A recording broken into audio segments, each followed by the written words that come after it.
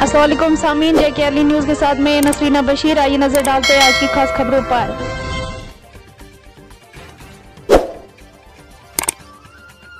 जम्मू श्रीनगर कौमी शाहरा को गाड़ियों की आमदरफ्त के लिए बंद किया गया है।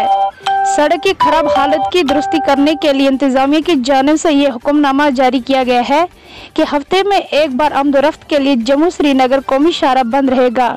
इंतजामिया की जानिब से जुम्मा के रोज को मुकर्रर किया गया है और आज भी इसी हुक्म के तहत ट्रैफिक को पूरे दिन बंद रखा गया। डेस्क से नसरीना बशीर के साथ रामबन से अनीस शेख की ये रिपोर्ट। दिन जिसमें रोड को रिपेयर किया जाएगा, नेशनल हाईवे को रिपेयर किया जाएगा। खासकर अगर बात की जाए जम्मू ये बनाल और रामबन के बीच में, यही ज्यादा डेंजरस एरिया है। यहाँ पे ज्यादा शूटिंग सीन होती है। तो आप देख सकते हैं कि आज पूरा ट्रैफिक बंद है, नहीं है, कोई भी गाड़ी नहीं दिखती हुई इस मकरकोट के मुकाम पे।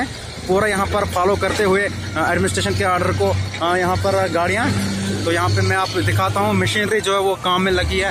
जिस तरीके से उनको ऑर्डर आज काम का ये एक दिन मुकर्रर कर दिया है। मकरकोट का मकाम है,